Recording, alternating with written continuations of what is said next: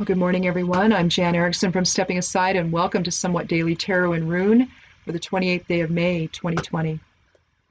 Well, I don't know how many times I've done this morning, so it tells you how my day's going. Anyway, again, when I get to this point, when I've had to do it a bunch of times, I have a nice reading that I'm going to stick with. And I've got the rune out, and I've also got the geomancy rune, and I think that they all sort of align together. So I'm going to go ahead with this and just use what I have. Looking at today's esoteric influences from the blog, you can go over there and check them out. They're still active through Saturday. I'll put up new ones on Sunday. But for right now, I mean, if you want more of a look at things, you can look at that. But today, on Thursday, this Jupiter day, let me change that to Thursday, we're a one energy, so new beginnings are possible today if we come together in unity and shared purpose. And I know we're struggling with that right now, but if we don't, then if we don't get on the same page about this virus, we're at over 102,000 people now that are dead. And it still doesn't matter to the I'm not wearing a mask folks. So to do it. So I don't know. I find the whole thing shocking, frankly, that people are this irresponsible and that they're this short-sighted, because that's what's going on. It's not a personal choice now. It can't be. People don't get that. Ewas, the 19th rune of the Elder Futhark, is today's rune, not from the reading, but from the esoteric influences on the blog over at Stepping Aside, that post that I'm taking this from. That's the rune there for today. And so the 19th rune of the Elder Futhark, we're looking at momentum and partnership. So we may experience some momentum on partnership front today, where at least in terms of the pandemic, making better decisions, going on a shared path, maybe you weren't before, but maybe you will now. Maybe something has happened to sort of jolt you back into reality, because that's really what needs to happen, I guess. I mean, I don't know why it should. I mean, realistically, we should just believe the scientists. I don't know why that's such a difficult thing for folks. Well, for some folks, not everybody. Most people believe them. Most people are paying attention. I mean, look, some of us, especially older, we've been through stuff like this before. We know what this stuff is. So, get with the program. I don't know. Moon's still in Leo. And so, if use that warmth and generosity, if you are a Leo, if that's your sign, or if you are, feeling some of that generous and warm Leo energy. Leo is kind of a party in a way. They like to get together with people, and they like to be helpful. They like to be in service to others, and so have a Zoom party if you want to online, or something akin to that, or at least check in with people today if you could. There may be some in your life that in your neighborhood or in your family that maybe don't have anybody there with them. And they're trying to figure out how to navigate this whole thing on their own. And maybe you could be of some assistance to them, even if you're just giving them advice. So, be sure to share that. Just remember, self-isolation can be both emotionally and physically debilitating, especially if we're already living alone. So if you have somebody older in your family, a grandparent or a great uncle or aunt or whatever, make sure that they know that they can contact you, because here's the thing. That's a generational thing. People my age and older, we don't want to bother anybody, and so we won't. It's hard for people like us to reach out. I don't know why. Maybe it's just how we were raised. I think it was how I was raised. I'm pretty sure it was how my husband was raised. So I think that it's just something, you try to take care of your own stuff. You don't borrow things from anybody. You don't, that whole phrase that I knew as a child, neither a borrower nor a lender be. In other words, don't get into that, because it can cause problems. If you're loaning things to people, they don't give them back, or maybe they break them and they don't want to replace it. So you see there's struggle there. And so you have to be careful there. Don't expect other people to subsidize your life, that kind of thing, with their stuff. Go out and buy your own stuff, right? So I think that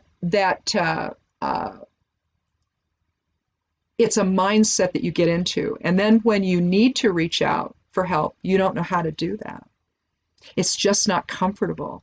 And so be aware that that's how a lot of older people feel. They're never going to probably admit it to you, but that's how they feel.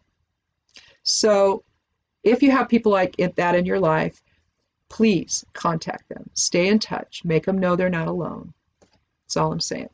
Use that Leo energy positively and be helpful and supportive and loving and generous and warm with your time. Anyway, so moving on the esoteric influences to the I Ching and human design stuff. That's down at the bottom of that post, by the way. It's quite involved, actually. I have a body graph for each day and pretty, several paragraphs about each day. So there's actually more there than is probably in the rest of it, but probably more involved too. But let's take a look at what that is right now with Mars's placement. In the heavens, the love of family should provide the impetus for alignment with others today. However, perspective's important there. Depends on what your family's like. In other words, think of it as I'm going to, if you're aligning with with folks that are in conflict, then you may be aligning in conflict. If you are aligning with people that are going forward in a shared direction, well, that's going to look very differently. So just be aware of what the nature of the family is that you're aligning with. But if it's love, then which it should be, then it can provide the impetus for alignment with family and others and neighbors, friends, whatever. But be cautious. Should it have the opposite effect of fostering a nonconformist type of choice, because that choice may serve your own ego in the moment, but in the long run could have a devastating effect upon others. Understand instead the duty you have toward managing your effect on others, and that's involving Mercury's placement. That's counsel. Mercury's counsel there. Venus's counsel, though, is to educate others if you can regarding what's at stake, but do so safely. If tensions arise, let it go for another day, but don't in any way compromise your own safety in the process. It's just so important now that no matter what other people are doing, that you need to do stuff that's going to make you safe. If you need to go out, you need to be wearing a mask and gloves. That's what I do. That's what my husband does. I don't know. It's either going to work or it's not, but it's better than doing nothing. Look for those charts online. I know we've all seen them, where it shows where nothing is worn and what that looks like.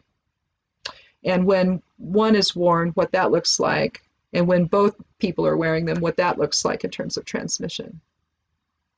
We've all known this forever, okay? I don't know why anyone is questioning it now. I really don't. I just view it as very short-sighted. The Sun sextile Chiron today, healing occurs on many levels and from unexpected places. And healing isn't just simply about the body, it's about perception, it's about emotions, it's about spirituality, it's about everything. Healing can be about anything. And it can come from any kind of source. I mean, you could be reading a book and have something you read, just a line in the book, open everything up that you've been dealing with, right? Or watching a movie or reading an article or talking online to someone. Somebody could just say something just the right way. And oh my goodness, suddenly you've achieved some clarity that you didn't have before. And so there's your unexpected place, right? So be aware of that. And Mercury conjunct North Node and South Node, watch for synchronicities regarding a new path. Venus, semi-square, or sesquisquare, not semi-square, but sesquisquare Saturn. Partnerships may be frustrating right now. Sublime patience is going to be required. Get your point across, okay? You may need to have tremendous patience. You may even need to just simply back off and say nothing at all. Sometimes moments like these are energetic in nature, and they're happening because of the energies at the moment. People are reacting to them. Without those energies, maybe the reactions don't happen, right? So maybe people get upset or in conflict or whatever, give it a few days, it calms down, and maybe people have a chance to rethink, right? So I think that's really all that's saying. Mars semi-square Pluto, very, very important. Timing, it applies to this. Timing is, but it says it a little differently. Timing's off today, don't push your position, and more will be in your favor later on if you wait. That's one of the things about human design that I find so fascinating. They define people in 5 different categories, 2 of which, well, you have the manifester, the manifesting generator, the generator, the reflector, and the projector, I think. The projector? Well, anyway, right now, but we're looking basically at generator information. I'm a generator personality. And so for me, I can't initiate anything. If I do, I'm living the not self, and I'm not probably going to be real successful if I wait for the right timing. In other words, if someone asks me for my opinion, it'll be better received than if I just simply give it. So if you've not seen Human Design, go over to Jovian Archive. I think it's .org. I don't think it's .com. It might be, but I don't think so. I think it's .org. Anyway, either one. You can figure it out. Go look at it. It's interesting. I read a book on it. It's just fascinating. I like it better than just straight astrology, frankly. I don't know if it's just that it's the I Ching or what, because I've always been fascinated by that. But this stuff just makes so much sense, and it just seems to align so well with what's going on, either in our lives personally or collectively, that I think that's why I include it. So I really like it. Hopefully you do too. Anyway, Saturn is in retrograde right now, and also in Aquarius, and so relationships with others are reevaluated. But consider the unexpected again, or the extraordinary. You just, sometimes things will just happen. Again, it just opens everything up, opens up your perceptions, opens up your choices. Maybe everything changes, but maybe that's where you need to be. So anyway, so that's it with that. Let's just move on to the cards and see what we have there. My first card that I pulled when I did this one was the Five of Wands. And here we're looking at playful struggle or some disorganized will, maybe. Five is about change. So something's changing or trying to. Maybe it shouldn't, maybe it should, but it's the expression of will. Nobody's really hitting each other on the head, though. So it isn't like anybody's being harmed, really. But it could be a battle of wills. Next, I pulled this guy. The king, who's the miser, who hangs on to all of his wealth. He's separated from his kingdom. He's not at all concerned about them. He's only concerned with himself. Four is about structure, but sometimes it's a structure that's unyielding. And when you are miserly, you are unyielding. When you're not generous, you're unyielding. It's just what happens. You're not willing to extend that to others. And so with the king here, what we're really looking at is a guy that is the king for his own reasons, and not to be the king of the kingdom. It's just for him to make money basically off of the people. And that's really what we've got going on right now in our country. And it's being reflected obviously in, I don't even know where these PPE supplies are going. Where are they going? Who's pocketing the money? Get a lot of shady characters out there in this, and it just more we hear. The Navajo Nation purchased some from some guy. They're not even right. They're not even real. And so they're wearing them, and then the Navajo Nation's being decimated by this. So, yeah, they won't send them anything. And what they do send them, what they do have to buy from them, is substandard. It's not even what it claims to be. Might look like it, but the material isn't what it's supposed to be. So they're using them in good faith. They paid for them, and using them in good faith, and it's not protecting them. So we have a chance to manifest something different, though. We have the Magician card, first card of the Major Arcana, or card one, rather, of the Major Arcana. The first card's the Fool. And this is as above, so below energy. So what the Magician is doing is he's manifesting from spirit, not from ego. You see the scroll up there, that's likely the Torah. You see the abundance above, the abundance below, as above, so below. You see the lilies down there, so he's invoking purity into the earth, into whatever he's manifesting. So the purity of spirit, the purity of the creator, the purity of source energy, into form. You see his tools. They represent all the suits of the tarot, as well as the four elements. You see the chalice for water, our emotions. You see the pentagram for earth, our physical self, our home, our life, our work, all of that. You see the wand for will. You see the sword for intellect. The sword is the air element, the wand is the fire element. So elementally, he takes all of this and he manifests it into something else, right? Into what he wants. And it's something that's derived from spirit and not ego. Like this is. Like this is. When we're left on our own, you see, for ego to guide the whole path, we don't do well. But when spirit is informing, then we have this, don't we? This was the fourth card I chose. Or I drew, not chose, drew. And I love this. I just love it. Here we have reciprocity. We have shared abundance. We see the X down there, which is reminiscent of Gebo, or the balance of energy exchange with others. Gebo is the seventh rune of the Elder Futhark. But here we see a person passing by and another one giving her an offering. There's white lilies in all of them, signifying purity of expression and of thought. This signifies hope for something better for all of us if we go forward in shared abundance and shared purpose. If we manifest that in our lives versus all of this conflict. The rune today was Laguz, which, believe it or not, is half of Ewaz. Those of you who know runes know this. What I did is I drew it out. It's also part of Manaz. It's also part of Ewaz.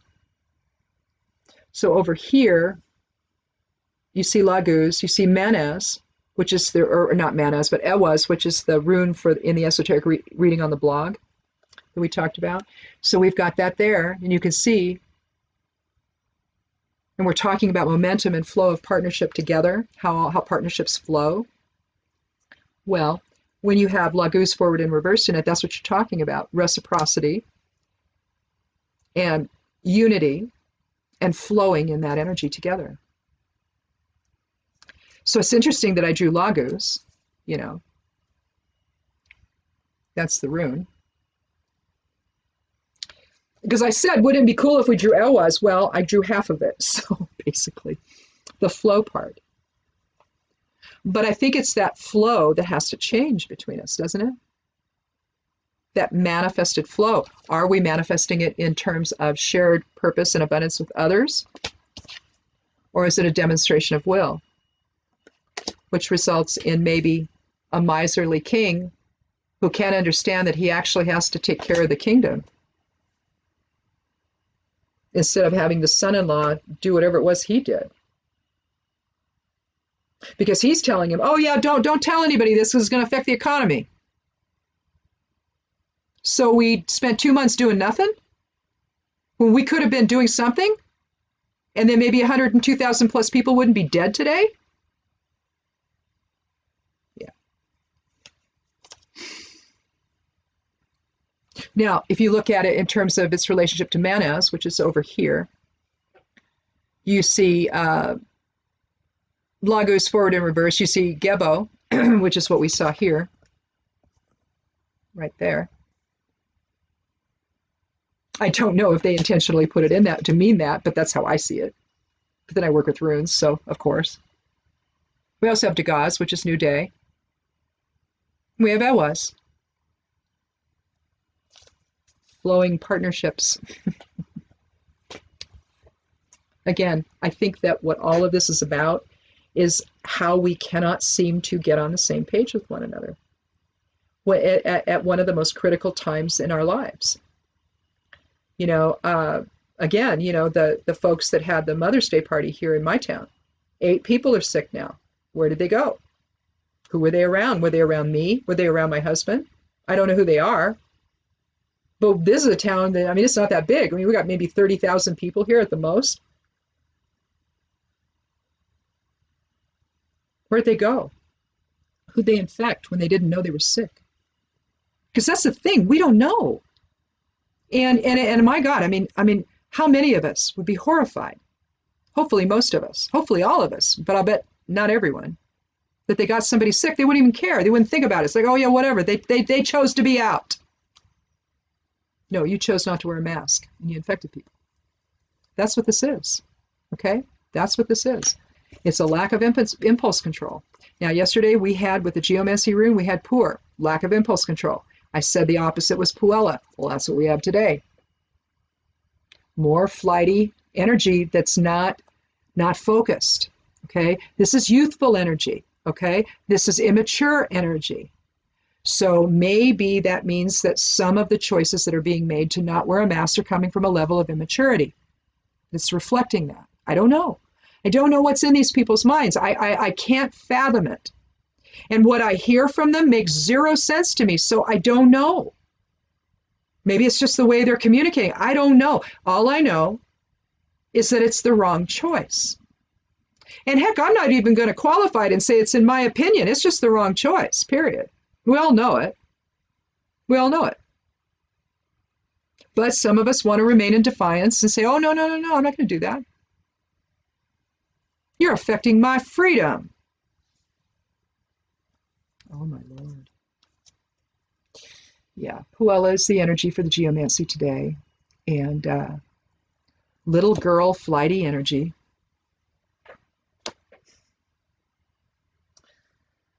But again, it's more so than that. It's youthful folly, really. And if you are engaging in it, then you're putting yourself and everyone else at risk. So why would you do that? You don't know how this is going to affect you. You might breeze right through it. But you don't know.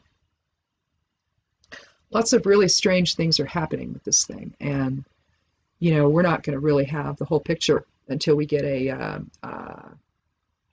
I don't know, maybe a year or two beyond it, when we have a chance to see how people are reacting and how much damage is done to them through it, especially if they're really sick with it. Are they going to continue to have health problems from this later on?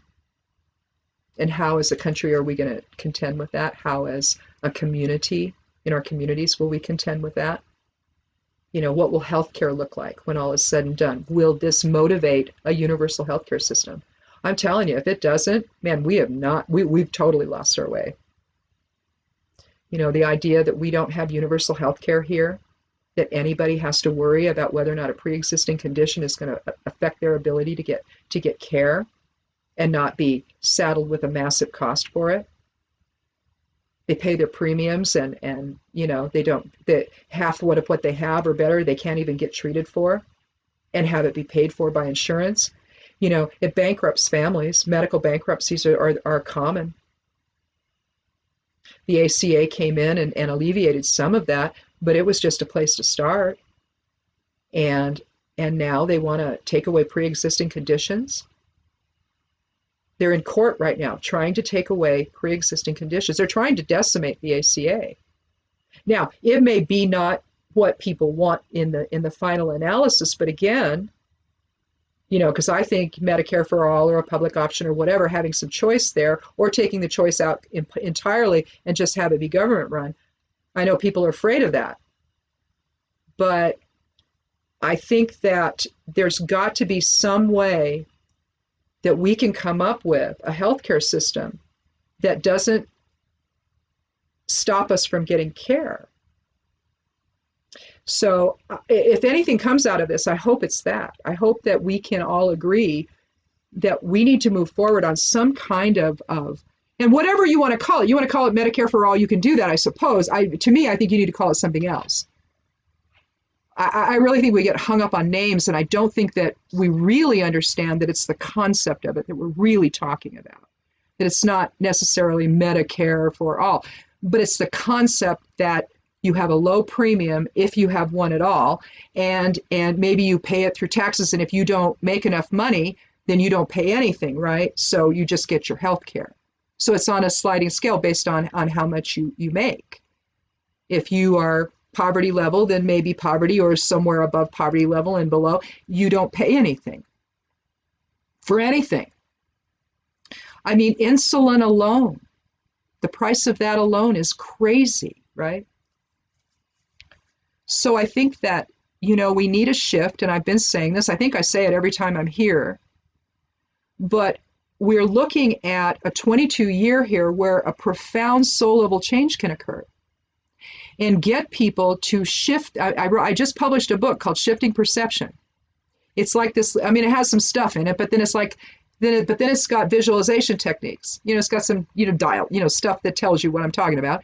But then it has some visualization techniques to help you let go of the egoic response and move into a more spirit-based one, to see things through the eyes of source vision instead of constantly making it ego or reaction-based. We've got to move out of that.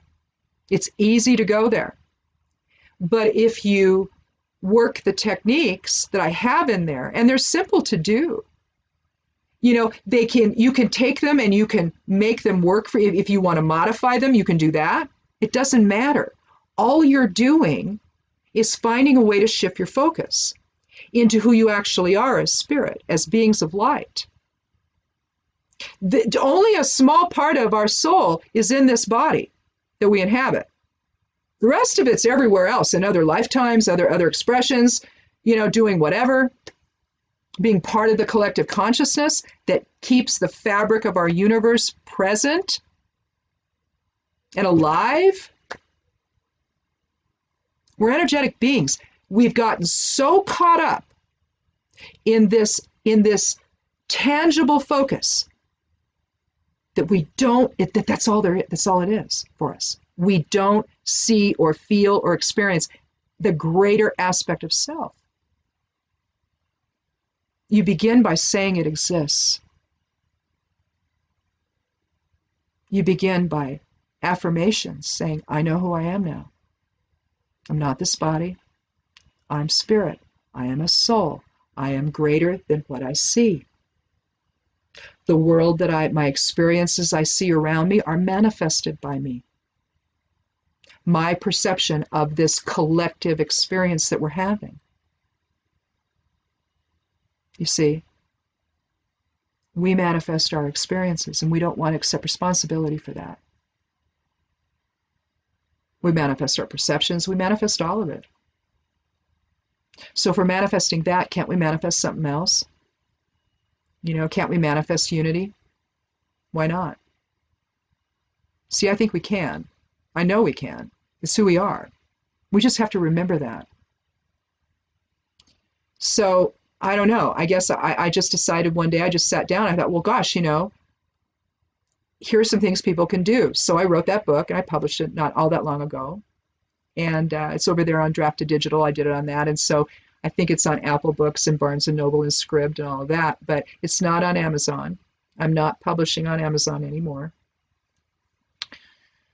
I don't know if it's an activist thing with me right now, but I'm really bothered by massive wealth and how these folks use it. And I think that it's that set of people. And I'm not going to define who the people are. I'm not going to say it's the guy that owns Amazon because I don't know him. I don't know. But he seems to make choices and decisions that seem odd to me. And so, although, you know, I have books on their site, I publish books on their platform, I'm an Amazon affiliate. Because, you know, when you have a blog, you can do that. You can monetize your blog with it. But I guess what I'm saying is that in times like this, I think it's common for people to start reevaluating anything. We've got so many planets in retrograde right now, and it's loosening up our perceptions. And so we can begin to restructure how we see things. And maybe we start creating a world that makes a little more sense to people, that the extremes of wealth and the extremes of poverty are eliminated. If it means, like Andrew Yang says, a basic income, then that's what we need to have. So that we can all then work in the jobs we want to work and not worry about whether or not we can feed our family with it. We can go to school, we can get an education, we can, you know, benefit the world, benefit our community.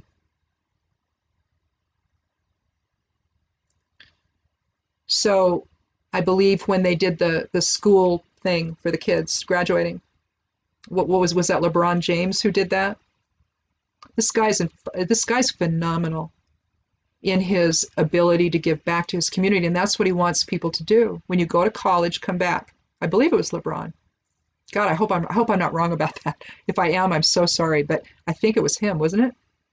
I was doing other things while I was just sort of watching and because I was waiting for Barack Obama to come on. so I could cry because I miss him, So anyway, it was so cool to see him. Oh my God. But he expects them to come back. He has a school for kids. Anyway, he expects them to come back and give back to their community. You go to college, come back home. Don't go away. Bring your talent back to your community. So this is a shift in this could be a shift in perception, collective perception in the country, to move in the direction of a more shared experience that preserves and protects and enhances and elevates people and their lives. Instead of being about war profiteering and corporations making billions and trillions of dollars while others are in poverty. Maybe we could see a shift in our police departments that seem to not understand that they can't kill Black people. George Floyd, know his name, know who he was.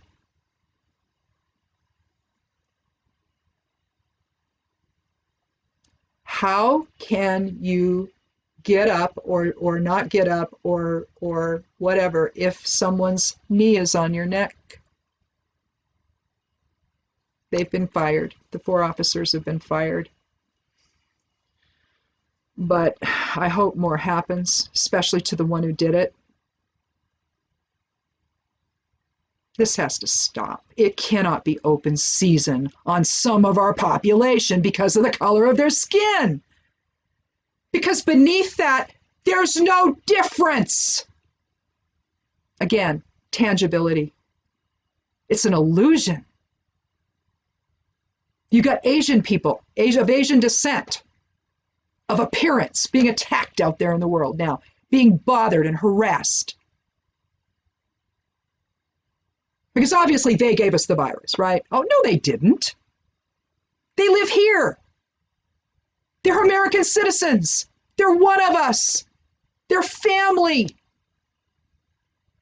They're being harassed.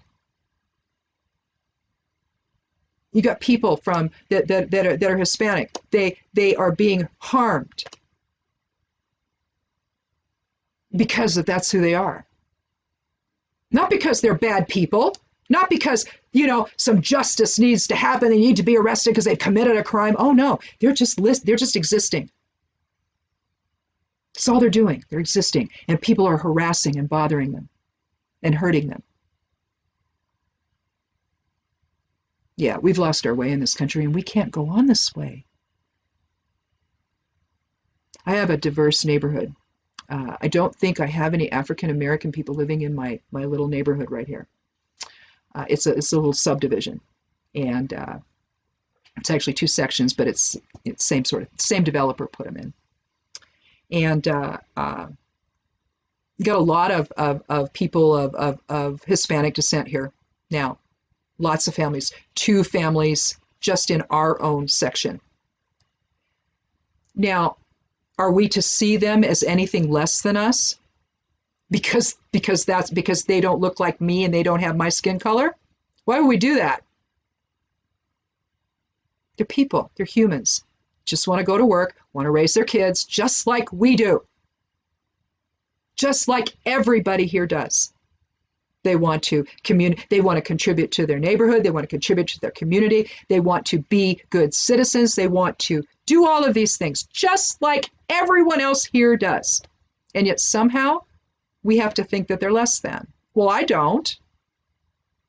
I never have. So I don't understand this. And this is at the heart of all of this that's going on right now. This us versus them experience that we're having, because we don't see the other side of self. When we look at somebody else, we see the other, when in fact,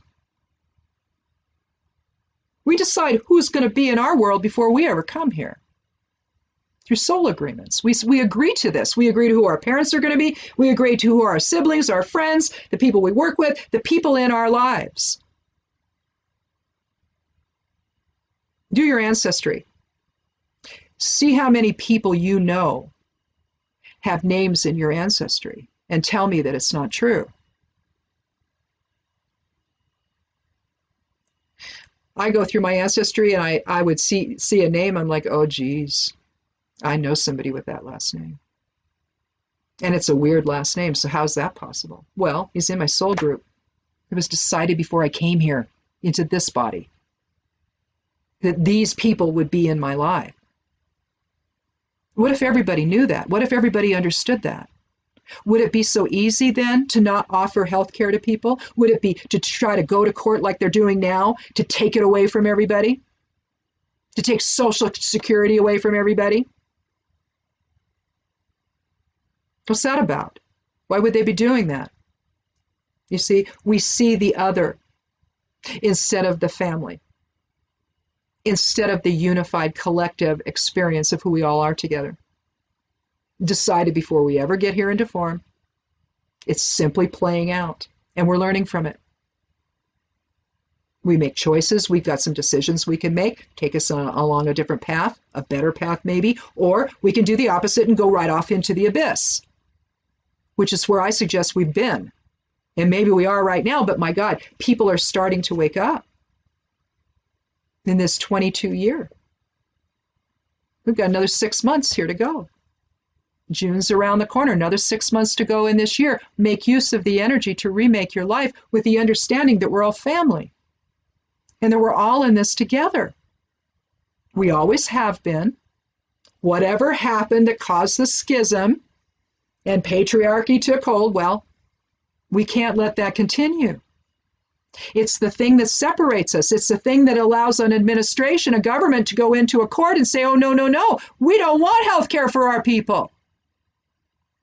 Because that's what's going to happen if that's successful, which I can't believe it will. But at the rate we're going, who knows?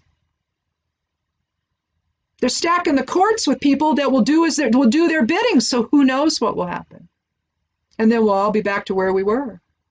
High premiums, with pre-existing conditions not covered, medical bankruptcies. That's where we're headed. So if we don't have some kind of a universal healthcare system after all of this, I just don't know. I don't know what we're going to do. Because I'm serious about this. I don't think we know what this virus is going to do to people long term. They may breeze through it. Most people just may breeze through it just fine and it doesn't have any lasting effects and everything's fine. What about the ones that don't? You're going to take away their ability to survive that by not giving them the health care they need? They can't work maybe. So what do they do? This is what I'm talking about. This whole thing is giving us a window into what does not work for us and what does. We need to pay attention and then act accordingly. So anyway, that's all I got for today. I don't know why it took me so many times to do this, but I don't know. I did several different readings. Finally, I just settled on this one. I don't know when I did that, which time, but then I'd get started and I go, yeah, no. I'd shut it down and start all over again. Anyway, thanks so much for watching and click subscribe. I'd love you to do that. And again, those that have subscribed to this YouTube channel of mine, just know that I'm so grateful. I don't even have the words to say it. I really don't. This is such a out of the box thing for me to do, to sit here and talk like this and to do these readings and all of that. I'm fine one-on-one, but to do this in front of people or I had no idea I could, and it would not have ever been something I thought I could do. And I don't know, the blog wasn't I started that in 2012. It was called Eternally Dazed and Confused at the time. Then I decided at one point I wasn't, and I renamed it Stepping Aside, and I just decided to step aside the chaos, and that's what I've been doing ever since. So quarantining at home is easy for me because I don't like going out anyway. It's too nutty out there. I'm an empath, as you know. If you've been here before, you've read anything I've written, I'm an empath, and I feel everything so deeply. I know the panic attacks I've been having. I don't know if I said this on this video or one of the millions of others I did this morning, but I wrote a thing on Medium called Thoughts on Panic. And so if you want to look at that, just go find that over there. And I posted it yesterday, and so it's there. And it just describes, some of the panic I've been in and since I was ill. and when that started, but now these are the kinds of things that I'm experiencing, and it's so bizarre because it makes me not want to be a social butterfly, and that's what I am. I always was. You know, I was the Puella, I was the chatty Cathy, right? And now this is the only place I talk. So I don't know. I don't know what that's about, but and I had no idea I could do it. So I'm so grateful to everybody who stuck with me through this and who comes back and listens. And I hope that the things I say can at least, if it doesn't provide you insight, at least it gets you thinking about something that maybe in a way that maybe you didn't before, and you come up with your own solutions. Um, I don't care one way or the other. I just think that looking at esoteric influences are beneficial, and I just like to share that with people. So I write about them, and I evidently do this. So I don't know, but thank you so much for subscribing and for coming back and being a part of this. And have a wonderful weekend. Stay safe, stay protected, be good to yourself, be good to one another, and blessed be.